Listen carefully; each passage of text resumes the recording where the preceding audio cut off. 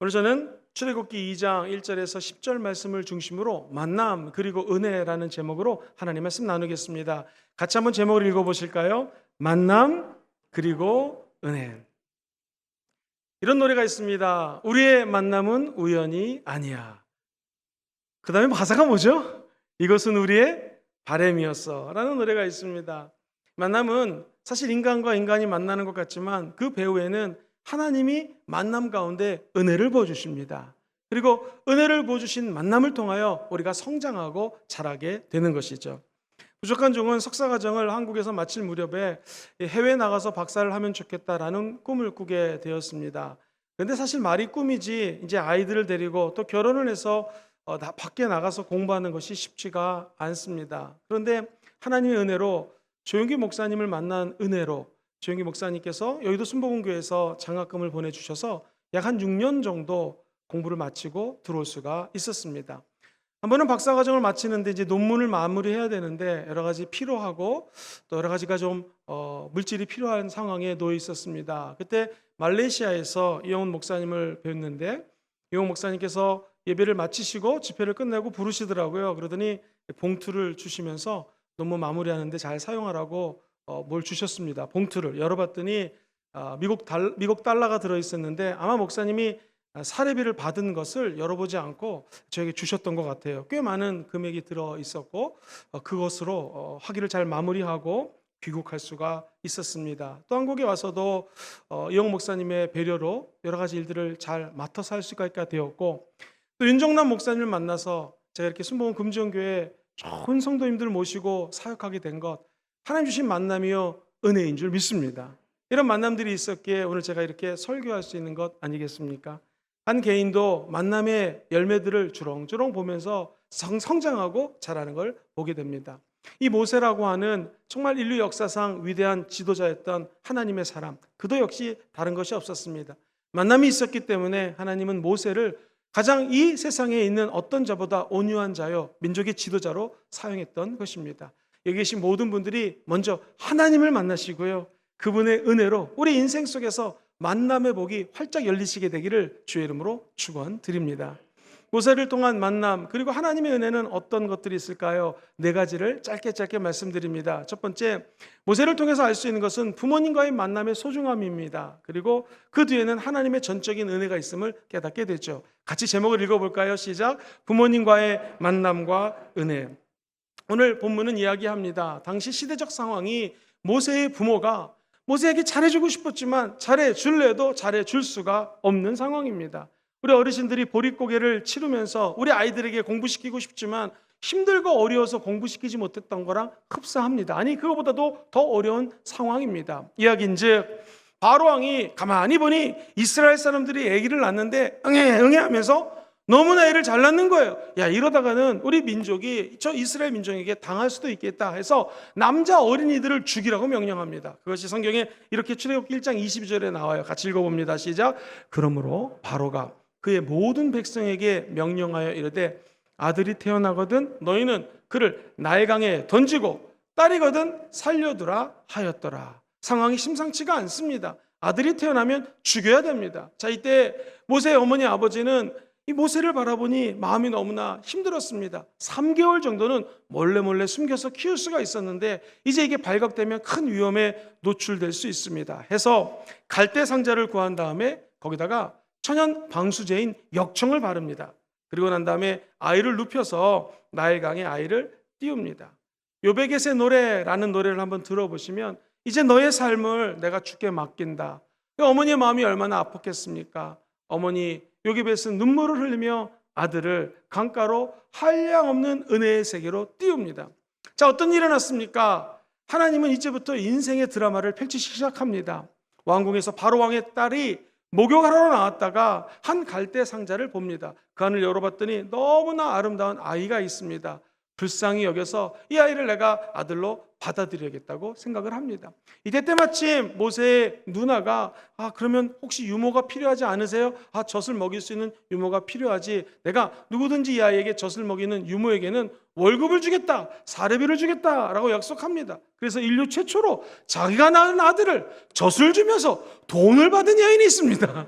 요게벳이라고 하는 여인이 결국 아이를 품에 안고 키우면서 사랑으로 또 하나님 말씀으로 양육하게 됩니다. 사랑하는 성도님들, 지금까지 지내오면서 부모님을 잘 만나서 금수저 입에 물고 태어난 분도 있을 수 있고요. 요즘 얘기로 흙수저로 태어나고 살아온 사람도 있을 것입니다. 그런데 부모님 잘 만난 것도 축복이고 은혜입니다. 하지만 부모님을 잘못 만난 것도 돌이켜보면 은혜입니다. 왜냐하면 내가 우리 부모님처럼 살지 말아야지 해서 또 다른 인생을 걷는 사람들을 많이 바라보게 된다는 것이죠. 모세의 어머니는 아마 모세를 키우면서 여러 가지 말씀으로 양육했을 것입니다. 너는 이스라엘 사람이고 하나님 주시는 사명이 있다. 그리고 내가 얘기하는 것을 잘 듣고 이 말씀대로 살면 너의 길이 열릴 것이다. 이런 말씀으로 아이를 키웠을 것입니다. 예를 들면 덴마크에 가보면 퀸섬이라는 곳에 오덴세라는 도시가 있는데요. 우리가 너무나 잘 아는 미은 오리 새끼라는 글을 쓴 안데르센의 고향입니다. 저분의 생가가 있고요. 그리고 박물관도 있습니다. 어떻게 자라서 어떻게 성장했는지를 알 수가 있습니다. 사랑하는 성도님들, 저 동화작가 안데르센은 오늘날로 얘기하면 흙수저를 물고 태어났습니다.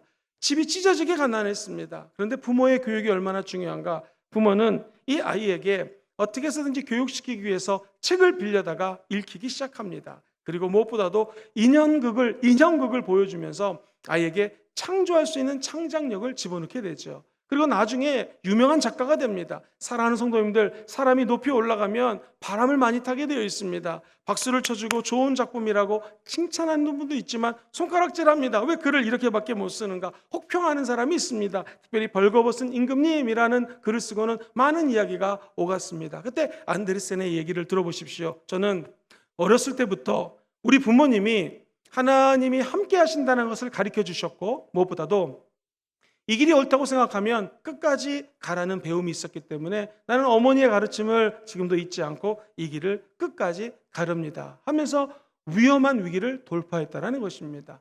사랑하는 성도님들, 모세가요 40살까지 궁중에서 자랐습니다. 고대 근동학을 연구한 학자들에 의하면 모세는 40세가 되었을 때는요 언어가 탁월하게 잘했을 것입니다. 예를 들면 그 당시에 왕자들은요 5개 국어 이상을 한다고 합니다. 오늘날 치면 일본말, 중국말, 한국말, 경상도말, 전라도말, 그리고 방언, 최소한도 어렵게 외국어를 했던 사람입니다. 뿐만 아니라 몽둥이나 칼만 있으면 5, 6사람 죽일 수 있을 정도의 체력도 있었습니다. 맨손으로도 사람을 때려 눕힐 수 있는 강인한 왕자가 되어 있었습니다. 자, 이 모세의 모습을 사도행전에서는 7장에 이렇게 묘사해요. 같이 읽어볼까요?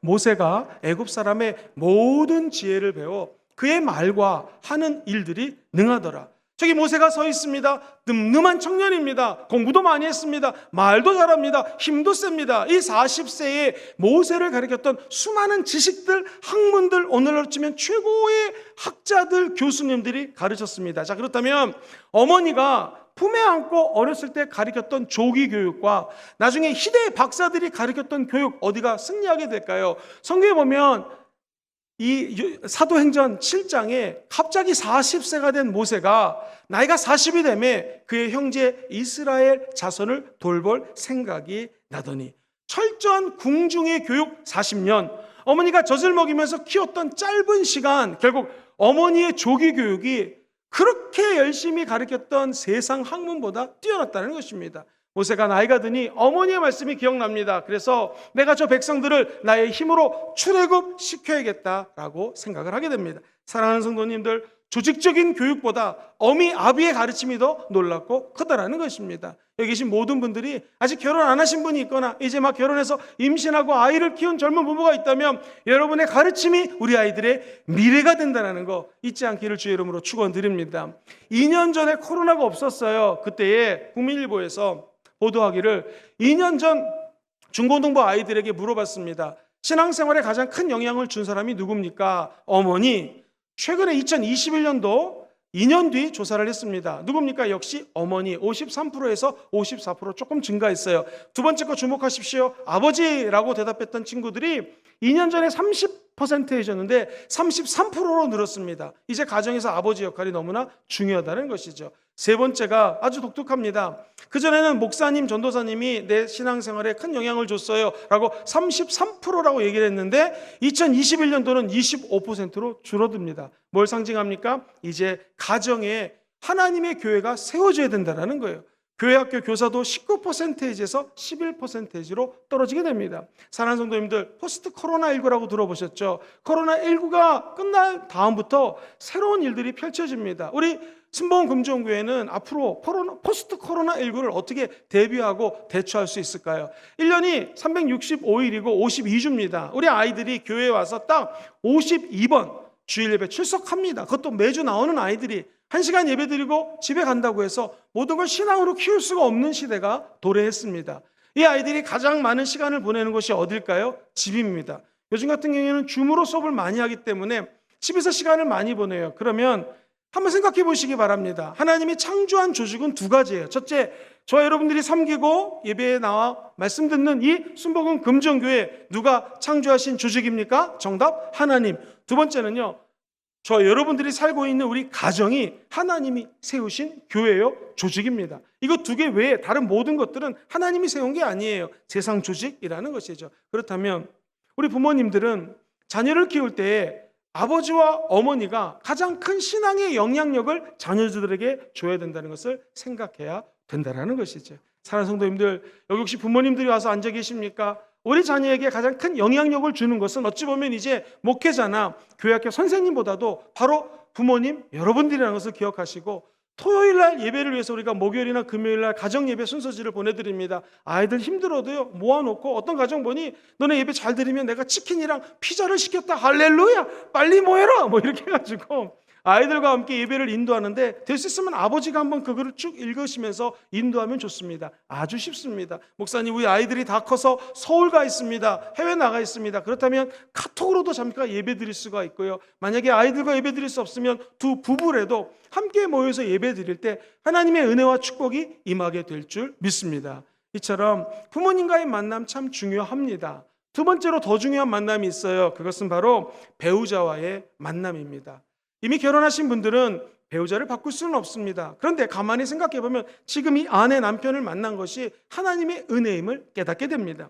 모세는 왕자였기 때문에 얼마든지 좋은 아내를 만날 수 있었을 것입니다. 그러나 그가 이스라엘 백성들을 구하기로 마음먹었을 때 그만 살인을 하게 돼요. 그리고 우리가 아는 것처럼 저 광야로 도망갑니다. 거기서 장인 이드로를 만나게 되고 그의 딸 십보라와 만나 결혼을 하게 됩니다. 성경에 보면 출애굽기 4장에 이런 말이 나와요. 이스라엘 백성들은 하나님 앞에 할례를 행해야 됩니다. 그런데 이 모세가 두 아들을 낳았는데 첫째 아들은 할례를 행했지만 둘째 아들은 할례를 행하지 않았어요. 할례란 태어난 지 얼마 안 되는 어린 아이의 생식기의 표피를 8일 만에 자릅니다. 그리고 이것을 통하여 나는 할례 받은 하나님의 백성임을 표시합니다. 오늘날은 성경에서 마음의 할례를 받으라고 그래요. 우리 마음속에 예수의 피로 죄가 끊겨져 나가고 하나님 앞에 올바른 관계를 맺는 것을 상징적으로 이야기합니다. 쉽게 얘기해서 아들이 할례를 받지 않은 상황인데 하나님이 그러실 분이 아닌데 화를 내시며 모세를 죽이려고 하십니다. 4장에 이런 말씀을 한번 같이 읽어볼까요? 시작. 모세가 길을 가다가 숙소에 있을 때에 야훼께서 그를 만나사 그를 죽이려고 하신, 하나님이 모세를 죽이려고 하는 말이 되겠습니까? 이때 모세는 이유를 몰랐습니다. 하나님 말씀에 따라 아내와 아이들을 다 말에 실어가지고 낙타에 실어서 이제 원하는 이스라엘 땅으로 가는데 이게 웬일입니까? 그때 아내가 짠짠짠짠 나타납니다. 그리고 얼른 조약돌 반짝반짝 아주 날카로운 거를 주워가지고 아들 게르솜의 표피를 잘라가지고 즉석에서 할례를 행합니다. 그리고 그 표피를 앞에 내어놓으며 이렇게 이야기를 합니다. 25절 같이 읽어보죠. 시작. 당신은 참으로 내게 피 남편입니다. 자, 창세기 17장에 처음 아브라함의 가정에 할례가 임했거든요. 그런데 모세는 이걸 잊고 있었습니다. 그러나 지혜로운 아내 십보라가 옆에서 조력 도와줬기 때문에 모세는 다시 한번 목숨을 건질 수가 있었습니다. 모세, 물에서 건진받은 자, 힘든 일에서 건진받은 자, 이런 뜻이거든요. 좋은 아내가 남편의 생명을 지켜줬다는 것입니다. 사랑하는 성도님들, 우리 주변에 있는 많은 사람들의 도움이 필요합니다. 그런데 가장 소중한 도움은 여러분의 아내, 여러분의 남편을 통해서 온다라는 것이죠. 내가 왜 이 남편을 만났을까? 내가 왜 이 아내를 만났을까? 결혼하기 전에 나를 그렇게 따라다니던 미스터 김, 미스터 박, 미스터 조 많았는데 나는 왜 한편 이 남편을 만났을까? 한스러우신 분들 한번 손 들어보시기 바랍니다. 안 드시는 게 좋습니다. 이때는. 나를 따라다니는 자매들이 많았는데 내가 왜 이 아내를 만났을까? 정답은 사랑하는 성도님들, 이 아내의 부족함, 내 남편의 부족함을 채워주라는 하나님의 뜻이죠. 둘이 만나 한 몸을 이룬다는 것은 서로가 부족함 투성이기 때문에 이 아내의 부족함을 남편이 채우라는 것입니다. 남편 부족할 뿐입니다. 남편 모든 분들이 완벽한 사람이 없어요. 아내가 그 남편의 부족한 부분을 채워주라는 것입니다. 미국에 가면 디트로이트에 이런 일이 있었습니다. 남편이 일을 마치고 와갖군요, 밤새도록 뚝딱뚝딱뚝딱 뭘 만드는 거예요. 그런데 아내가 다른 사람들은 손가락질하고 비웃어도 격려의 박수를 보냅니다. 그리고 겨울에 추우면 난로를 켜주면서 남편을 응원합니다. 남편이 열심히 뭔가를 만들었어요. 어느 날 아침에 부릉부릉 소리가 들립니다. 그러더니 차가 부릉부릉 하면 시동이 걸리고요, 인류 최초로 포드 자동차가 탄생하는 순간입니다. 여보, 드디어 우리가 자동차를 만들었어. 만들긴 자기가 만들었는데 아내와 함께 기뻐합니다. 이 사람이 그 유명한 포드라고 하는 포드 자동차를 만들었던 사람이에요. 그 옆에 앉아있는 분이 그 아내입니다. 이제 저 포드도 정말로 큰 부자가 되었습니다. 나중에 노년이 되었을 때 기자들이 물어봅니다. 만약 다시 태어나신다면 어떤 일을 하고 싶습니까? 이렇게 얘기합니다. 다시 태어나도 나에게 가장 도움을 준 분은 내 아내이기 때문에 저는 아내랑 결혼할 것입니다 라고 얘기합니다. 사랑하는 성도님들, 오늘 이 포드처럼 나는 다시 태어나도 내 남편과 내 아내와 결혼할 것입니다 하는 분들은 한번 양손을 들어봐 주시기 바랍니다. 할렐루야. 우리 김재천 집사님 아내에게 점수 따고 있습니다. 그렇죠. 아내와 남편 부족하지만 서로 박수를 보내주시고 힘을 몰아주면 그 가정에 좋은 일이 일어나게 될 것입니다. 흙수저를 밀고 태어난 한 소년이 글을 배울 수가 없었습니다. 재봉 기술을 배워가지고 17살에 자기 양복점을 조그맣게 차렸습니다. 그런데 감사하게도 역시 흙수저를 물고 태어난 아내와 결혼을 했는데 아내가 글 읽는 것을 좋아했대요. 글을 가르쳐주기 시작합니다. 17살 때 처음 글을 배워요. 그리고 이 소년은 너무나 글 읽는 게 좋아서 여러 가지 책을 탐독합니다. 나중에 이분은 상원의원을 거쳐서 미국 17대 대통령이 된 사진에 나오는 저 인물이 됩니다.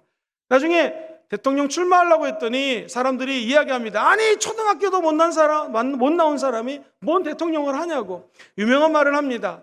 사랑하는 여러분들, 혹시 예수님이 어느 초등학교 나왔는지 아는 사람 한번 손 들어보십시오. 아무도 못 들 것입니다.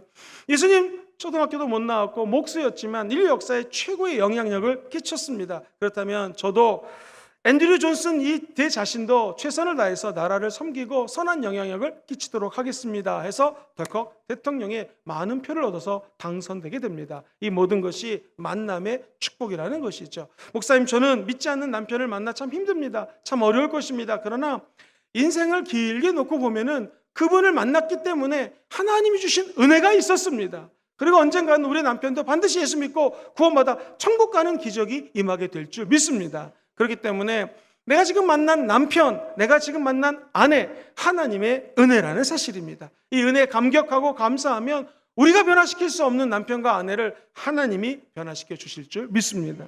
세 번째 더 중요한 만남이 있습니다. 그것은 바로 동역자와의 만남입니다. 가만히 생각해 보면 좋은 동역자 만난 것, 이것처럼 축복이 없습니다. 힘들고 어려울 때 함께 기도해 줄 수 있는 홈 식구가 있다는 것, 은혜요, 축복입니다. 어렵고 넘어질 때 함께 내 손을 잡아줄 수 있는 분이 있다는 것, 하나님 주신 은혜인 줄 믿습니다. 이 설교를 하는 사람들은 세계적인 설교자, 유명한 우리가 잘 알고 있는 스펄전 목사님에 대해서 많이 얘기합니다. 찰스 스펄전 목사님은 세계적인 설교가인데 그가 메트로폴리탄에서 목회할 때 이야기입니다. 한 연세 드신 여자 성도님들이 새로 오신 분들의 이름을 한 20명 적어다가 가져가시는 거예요. 나중에 알고 봤더니 이분들이 새로운 분들을 위해서 간절히 일주일 동안 이름을 불러가면서 기도합니다. 그리고 그분들의 기도 제목을 하나하나 주님께 아뢰입니다. 놀라운 일은 이렇게 중보 기도를 받은 사람들이 교회를 떠나지 않고 정착하더라는 거예요. 할렐루야. 우리 순복음 금종교회도 와보니 우리 권사님들, 우리 여자 성도님들, 귀하게 집사님들 기도하는 걸 보면서 큰 은혜를 받았습니다. 사랑하는 성도님들, 우리 교회 새신자가 오면 다른 거 필요하지 않습니다. 중보기 되주시길 바랍니다. 결국에는 이 권사님 중에 한 분이 기도를 많이 하신 분이 천국을 갔습니다. 스펄전 목사님이 장례식에 와와 이렇게 얘기하십니다. 이 권사님은 나의 가장 훌륭한 동역자였습니다. 우리가 동역자 얘기 많이 하는데 무슨 뜻일까요? 헬라어 원어로는 동역자가 두 가지 뜻을 갖고 있어요. 첫 번째, 같이 한번 따라해 보시겠습니까? 함께 매를 맞아줍니다. 시작. 함께. 동역자는 누가 힘든 일을 당했을 때 함께 매를 맞아주는 자가 동역자라는 것입니다. 사랑하는 성도님들, 누가 힘든 일 겪었을 때 내가 저분과 함께 고난에 참여하고 싶다. 그럼 진정한 동역자입니다. 내가 너무나 어렵고 힘든데 누군가가 나를 도와주고 함께 매를 맞으려고 한다. 그분이 진정한 동역자입니다. 두 번째 한번 따라해 볼까요? 짐을 같이 짊어집니다. 시작. 짐을 같이 짊어. 동역자란 무엇인가? 힘든 짐, 무거운 짐이 있으면 함께 들어주는 것입니다. 우리말에 백지장도 서로 나눠들면 가볍다라는 말이 있지 않습니까? 사랑하는 성도님들, 우리 인생에 이러한 하나님이 주시는 동역자가 많아지게 되기를 주의 이름으로 축원드립니다. 모세는 이제 나이 80이 되었습니다. 가시나무 떨기불에서 하나님의 불을 만났는데 하나님이 출애굽시키라고 말씀하십니다. 40살 때는 건강했는데 이제 80세 노인입니다. 할 수 없어요. 첫 번째 이유가 나는 혀가 어눌합니다. 말을 잘 못합니다. 입이 뻣뻣합니다. 라고 이야기를 합니다. 성경에 보니 출애굽기 4장 10절을 읽어봅니다. 시작. 주여, 야훼께 아뢰어 오 주여, 나는 본래 말을 잘 하지 못하는 자이니다. 주께서 주의 종에게 명령하신 후에도 역시 그러하니 나는 입이 뻣뻣하고 혀가 둔한 자입니다. 이때 하나님은 대노하십니다. 화를 내면서 네가 입이 뻣뻣하고 말을 못하느냐? 그러면 너를 위해서 대변인으로 아론을 붙여준다는 것입니다. 하나님의 일은 변명이 없습니다. 내가 하는 것이 아니라 하나님의 동역자를 붙여줘서 그들과 함께하는 것이 하나님의 일인 줄 믿습니다. 아론이 함께 일을 하자 결국 출애굽하는 기적이 일어납니다. 모세가 드디어 르비딤이라는 곳에 출애굽해서 도착했습니다. 그가 전진하고자 하는데 이게 웬일입니까? 당시 다른 무기를 사용하는 아말렉 족속이 쳐들어옵니다. 이거 이길래 이길 수가 없습니다. 모세가 할 수 있었던 것, 모세가 하나님의 성산에 올라가 두 손을 높이 들고 기도합니다. 그러나 그도 인간인지라 두 손이 내려가기 시작합니다. 한쪽 팔은 아론이 붙들어주고 한쪽 팔은 훌이라고 하는 동역자가 함께 매맞는 심정으로 모세의 손을 잡아줍니다. 그러자 모세의 손이 올라가면 이스라엘 백성들이 승리하고요, 그의 손이 내려가면 이스라엘 백성들이 패배를 하는 것을 여호수아가 바라봅니다. 그리고 그의 오른편과 왼편에 아론과 훌이 있는 것을 바라보게 됩니다. 아, 그렇구나. 다음 세대 여호수아 지도자는 깨달았던 것입니다. 전쟁은 내가 하는 것이 아니라 하나님이 하시는 거구나. 그리고 기도는 나 혼자 하는 것이 아니라 아론과 훌이 붙들어줄 때에 끝까지 손이 내려오지 않고 하는 것이구나 라는 것을 깨닫게 된다는 것이죠. 지금 어느 때보다도 우리 교구장님들이 또 우리 교회학교 교육자들이 열심히 성도님들 위해서 중보기도 하고 있습니다. 그러나 교육자들도 인간인지라 손이 내려갈 때가 있습니다. 여기 계신 모든 분들이 아론과 훌이 되어서 교육자들의 팔을 붙들어 주시기를 주의 이름으로 축원드립니다. 김영근 목사가 순복음 금종교회 와서 목회를 잘할 수 있는 것도 좋은 교육자들과의 만남이 있기 때문입니다. 우리 정말로 순종적이시고 기도 많이 하시고 정말 주의 종을 아끼시는 장로님들이 계시기 때문에 제가 목회를 마음껏 할 수 있는 것입니다. 권사님들은 뒤에서 기도로 밀어주시고 안수집사님들은 띄워주시고 그리고 모든 분들이 함께 동역자가 되기 때문에 매를 맞아도 같이 맞고 칭찬을 받아도 함께 받고 우는 자와 함께 웃고 우는 자와 함께 울기 때문에 이 코로나19 상황 속에서도 우리 교회는 하나님의 은혜 가운데 진군을 하고 있는 것이죠. 바라기는 우리가 끝까지 천국 가는 날까지 서로가 서로의 짐을 나눠주고 누가 매를 맞을 때는 함께 맞는 심정으로 나간다면 우리 교회를 통하여 하나님의 천년의 부흥이 임하게 될 줄 믿습니다. 성경을 자세히 읽어보면 훌은 출애굽기 17장에 아말렉과의 전쟁에 등장을 합니다. 그리고 생명을 바쳐서 모세를 위하여 섬기는 동역자로 역할을 다합니다. 성경에 딱 두 번밖에 나오지 않았지만 모세의 동역자가 되었다는 것이죠. 바라기는 여기 계신 모든 분들이 매를 같이 맞는다는 것은 생명을 함께 나눈다는 거 아니겠습니까? 우리 교회에 이런 동역자의 아름다운 동역하는 모습이 나타나게 되기를 주의 이름으로 축복합니다. 마지막 네 번째로 행여 우리 가운데 저는 부모님도 잘 못 만났습니다, 아내 남편도 잘 만난 것 같지가 않습니다. 동역자도 없습니다 하는 분이 있다면 이 네 번째 만남을 기억하시기 바랍니다. 네 번째 만남만 잘 만나도 앞에 얘기했던 세 번째 만남의 축복이 임하게 되는 것이죠. 같이 읽어볼까요? 시작. 하나님과의 만남과 은혜입니다. 모세를 보십시오. 모세가 모세된 것은 하나님께서 불타오르는 가시덜굴 더미에서 성령의 불이 임하고 하나님을 만나자 모세가 될 수 있었습니다. 그가 출애굽을 시킬 때에 10가지 재앙 앞에서도 흔들림이 있었지만 끝까지 믿음을 지킬 수 있었던 것은 그때마다 하나님과의 만남이 있었기 때문입니다.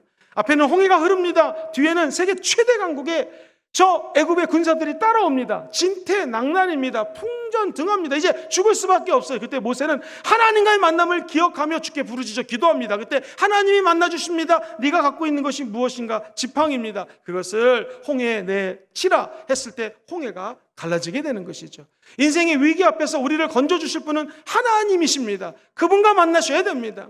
제가 만약 예수님이라면 오른편에도 강도가 십자가에 죽기 일보 직전이요 왼편에도 강도가 있습니다. 기억하시죠? 한쪽의 강도는 주님, 내가 주님을 믿습니다 하면서 저도 천국에 가게 도와주세요 했을 때 예수님은 네가 나와 함께 파라다이스, 천국에 있을 것이라고 약속합니다. 죽기 바로 일보 직전에 예수님을 만난 강도는 살아납니다. 사랑하는 성도님들, 힘이 들고 어렵고 낙심할 때가 있습니까? 옆에 계신 예수님을 만나시게 되기를 주의 이름으로 축원드립니다. 예수님은 골고다산에 십자가를 짊어진 이유가 무엇인가? 저와 여러분들을 만나기 위함입니다. 히브리서 기자는 이렇게 얘기합니다. 예수님이 십자가의 죽음으로 말미암아 단번에 성소에 들어갈 힘을 얻어서 이제 누구든지 예수님을 만날 수가 있습니다. 힘이 들고 어려울 때 여러분을 도와줄 수 있는 분은 오직 성령 하나님 이십니다.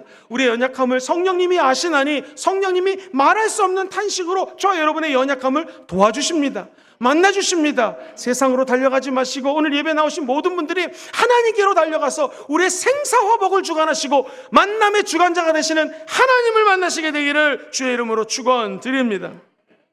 한 나그네가 길을 걸어갑니다. 향기가 진하게 나는 흙더미가 있길래 진흙을 지켜 세워 들어봤습니다. 물어봅니다. 너는 그 유명한 바그다드의 진주냐? 아닙니다. 그러면 너는 인도의 사향이냐? 아닙니다. 그럼 너는 도대체 누구냐? 저는 한 덩이 진흙에 불과합니다. 그런데 어찌하여 이렇게 아름다운 향기를 머물고 있느냐 했을 때 진흙이 대답합니다. 저는 진흙이지만 아름답고 향기가 진한 백합화하고 오랫동안 같이 있다 보니 내 몸에서 백합화 향기가 나옵니다. 사랑하는 성도님들, 우리는 다 부족합니다. 연약합니다. 크리스찬으로 사는 것이 힘이 듭니다. 그런데 한 가지, 예수님과의 만남이 오래된 분에게는 예수님의 향기가 흩날리게 될 줄 믿습니다. 우리 양미영 집사님 미용실에서 미용할 때마다 머리를 자르러 오신 분들이 예수님을 만나고 돌아가게 될 줄 믿습니다. 사업장에서 사업을 하실 때 여러분들을 만나는 것이 아니라 여러분 안에 계신 예수님을 만나고 돌아가는 기적이, 여러분이 예수님을 만나면 만날수록 예수님과의 관계가 깊어지면 깊어질수록 은혜로 펼쳐지게 될 줄 믿습니다. 저는 한 가지 예화를 말씀드리면서 오늘 말씀을 좀 정리하고자 합니다. 한 여인을 소개하겠습니다. 이분이 판사로 재직할 때 일이었습니다. 서초동 소년법정에서 실제로 일어났던 일입니다. 2010년도 서울 도심에서 친구들과 오토바이를 남의 것을 훔쳐가지고 달아난 혐의로 구속된 소녀가 있었습니다. 홀 어머니가 한쪽 몸을 못 쓰는 상태의 어려운 상황 속에서 딸의 이제 최종 결정을 바라보고 있습니다. 판사는 느닷없이 판결문을 발표하기 전에 그 아이에게, 소녀에게, 16살짜리 아이에게 일어나라고 이야기를 합니다. 그러면서 이렇게 자기를 따라하라고 외쳐보라고 얘기합니다. 자, 한번 들어보십시오. 나는 이 세상에서 가장 멋지게 생겼다 라고 얘기를 하라는 겁니다. 아이가 얼떨결에 일어나서 따라했습니다. 그 다음에 더 큰 소리로 판사를 따라하라고 이야기합니다. 나는 이 세상에서 두려울 것이 없다. 나는 이 세상에 나는 혼자가 아니다. 나는 무엇이든지 할 수 있다. 하는데 아이가 이 세상에 나는 혼자가 아니다 하는데 눈물을 흘리기 시작합니다. 온 모였던 사람들이 함께 울기 시작합니다. 사랑하는 성도님들, 판사가 결정을 꽝꽝꽝 내리면서 이 아이의 벌칙은 무엇인가? 법정에서 일어나서 외치기. 들어보시죠. 판결문입니다. 이 소녀는 작년 초까지 어려운 가정 환경 속에서도 반에서 상위권 성적을 유지하면서 장래에 간호사가 되기 위한 꿈을 품고 열심히 공부했던 학생입니다. 그런데 작년 초 집에 귀가하는데 남학생들 여러 명에게 끌려가지고 폭행을 당합니다. 그러면서 삶의 모든 희망이 송두리째 뺏겨가게 됩니다. 병원에 오갈 때에 어머니가 이 사실을 알고 쇼크를 먹어서 중풍병이 와서 한쪽이 마비가 됩니다. 심지어 비행 청소년들과 모이면서 이제 남의 것을 17번 정도 훔치게 되고요. 이런 악한 길을 들어서게 되었습니다. 판사는 법정에 참석한 참관인들에게 이렇게 얘기합니다. 이 소녀는 가해자로 재판장에 서 있습니다. 그러나 누가 이렇게 망가진 소녀에게 가해자라고 할 수 있겠습니까? 이 소녀가 여기에 나온 것은 바로 어른들, 여기에 있는 어른들 탓 아니겠습니까? 우리가 아이들을 잘못 키웠기 때문에 이 아이가 지금 이 모양 이 꼴이 된 것이 아니겠습니까? 그러므로 이 아이에게는 잘못한 것이 없습니다 했더니 그곳에 모였던 모든 참관인들이 눈물을 범벅이게 되며 흘렸다라는 것입니다. 그리고 판사는 눈물 범벅이가 된 소녀를 앞으로 불러 모아 이렇게 얘기합니다. 이 세상에서 누가 제일 중요할까? 네가 제일 중요하다. 이 사실만 잊지 말아라. 내가 가까이 있으면 안아주고 싶지만 내려갈 수 없기 때문에 너와 손을 잡고 이 얘기를 하기 원한다 하면서 따뜻하게 어린 소녀의 손을 잡아 주었습니다. 이번은 서울가정법원 김규용 부장판사였던 분의 한 스토리였습니다. 사랑하는 성도님들, 그렇습니다. 이 소녀, 이 여자 판사와의 만남이 있기에 소녀에게는 새로운 삶을 살아갈 수 있는 은혜가 임했다는 것입니다. 죄를 졌지만 판사가 용서해 줬듯이 여기 계신 분 가운데 죄가 없는 사람이 있을까요? 한 사람도 없습니다. 우리는 연약합니다. 죄를 짓습니다. 모든 사람이 죄를 범하였음에 하나님의 영광에 이를 수가 없습니다. 우리는 모두 연약하기 때문에 이 땅에 살면서 크리스찬으로서의 빛을 발하는 것이 얼마나 힘이 드는지 모릅니다. 그러나 기억하십시오. 오늘 살아계신 하나님은 이 자리에 오셔서 저와 여러분을 만나기 위해서 이미 와서 대기하고 계십니다. 그리고 오늘 기도하고 말씀 들을 때 누구보다도 우리 하나님은 저와 여러분들을 만나기를 원하십니다. 오늘 그 하나님의 은혜의 세계로 다 들어가시게 되기를 주의 이름으로 축원드립니다.